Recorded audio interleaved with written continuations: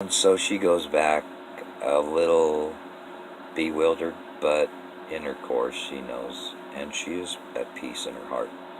So she goes back to representing the example of what a human could be if they truly, truly found love in their heart for all life.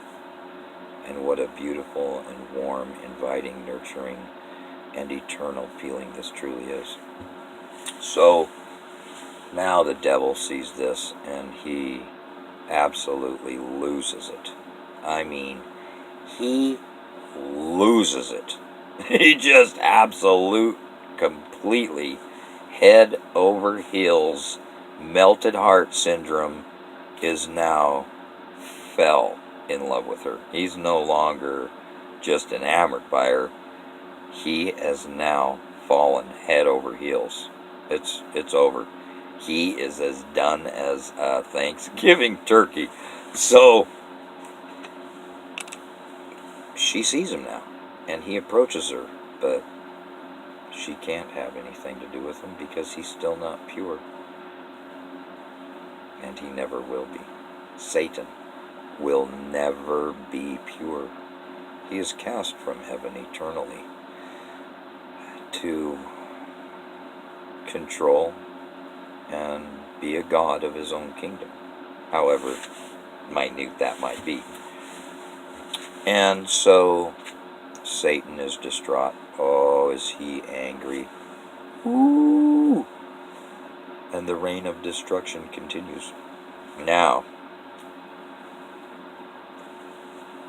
as Satan starts to weave his little web of destruction and brimfire and brimstone, or whatever you want to call it, all the horrific things that Satan is, he's trying to win her affection still, and the brothers and the dad. Act 2 was the beast he released, and Act 3, of course, was him trying to figure her out when he was enamored, and watching her reaction to the beast devour human beings. And that's the beginning of when he falls in love. And Act 5 is when he falls in love after putting the beast away. And Act 4, he comes back, or she comes back in Act 5 after seeing the father once the beast was released, And so Act 6 is the scene where she is now speaking to the devil. They actually have communication for the first time. Act 7 is where he starts his exuberant reign of deceit, destruction, and just devastation, and Armageddon continues. The horns now have trumpeted for 23 straight days. The horns of the heavens, and they are loud and long and come from every direction, so every soul on earth and in hell can hear it all. And the devil, being pure evil, is the only soul that cannot hear the rain of the trumpets. He's the devil. He doesn't know. He knows what Armageddon is. I mean, he knows everything about what the plan is for humans. This isn't destiny. This is a design of events that were created by him, and how God reacts to it, and how his angel that he sends, which is partly him. It is love eternal and pure. Quintessential love. the absolute epitome of what love truly is. And that's the creation of life eternal. So beautiful.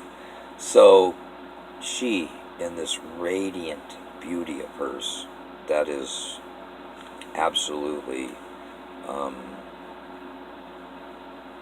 adorned by all creatures, women and men, all inhabitants of the earth Her beauty is absolute. And so in the eighth act, he comes back with a new attitude. This is where he does his flop. Now he's flip-flopping like a politician, Oh, well, I meant, it's that's filibustering at its best. But he comes back, and I mean, now he's dressed. Oh, he is slick and clean and custom-tailored satin and silk suits, and he's suave. Oh, yeah, he's really, really putting on all the frill, He's really wanting to impress her with everything that he is. But see, he's overconfident. Because he's the devil, he thinks that that's it. She can't resist this. I'm the quintessential man. Because he comes back representing a man of, the stature like her father and brother, and he uses them as a mold to create his new presence. But see, she is pure. Absolutely pure. This angel. And what is her name? Angel. Duh. And so, not Angelica, Angel. Pure and simple. And she is pure and simple. And so he is really putting the moves on. He tries everything, the Barry White music and just the whole thing, right? So he gonna get her. That's his woman, and they are gonna hear wedding bells in the chapel of Satan. Not happening. It ain't happening. No, no, no, no, no. This guy, excuse me, Satan, is overconfident, as I mentioned before. So his anger when he fails to win her affection, which he cannot win as Satan, it doesn't work that way. She is holy, So he is, he's distraught now for the first time since he left the kingdom of his Father's eternal and beautiful, loving and luminous eternity. He's puzzled.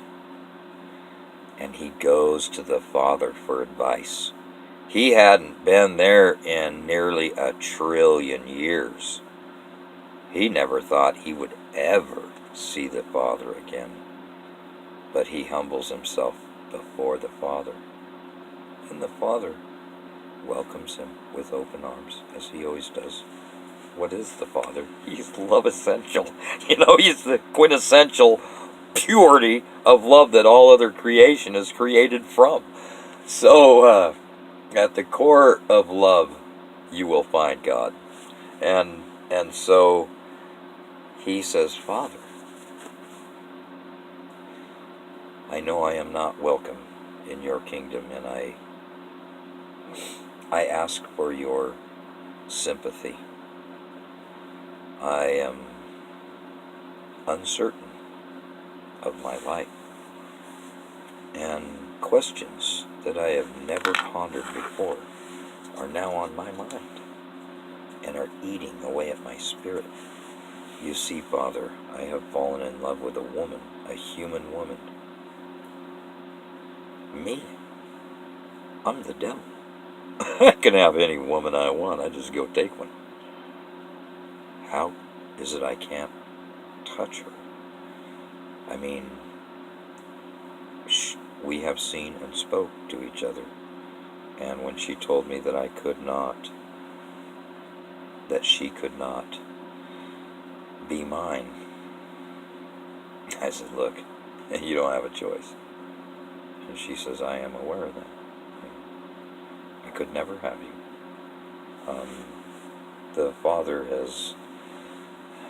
has a mission for me, and I have no other course of action but to fulfill it. He's my Father, and I love him, and he is love. So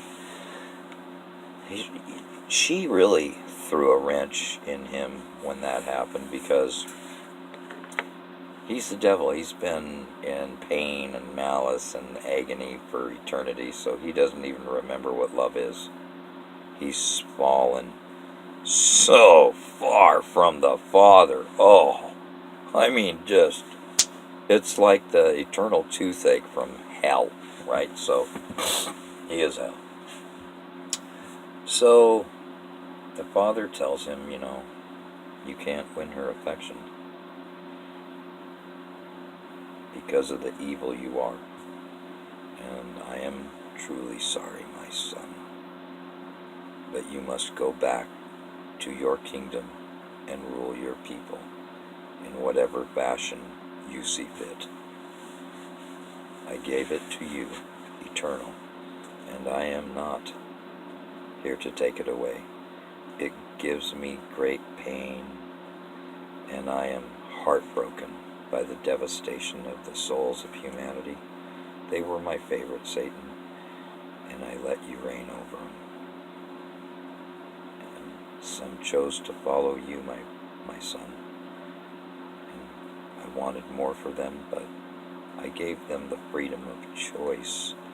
It is their decision to make ultimately, and I will not retract that gift. It was given of love. And for some, and I had hoped so many more, it was received in love. But for some, it was received in pain, and they were led astray and misled by you, my son. And I am truly sorry, but you must now leave the kingdom of heaven. I cannot allow you to infect any more of the pure. They deserve better than that. Now, I will miss you again, son.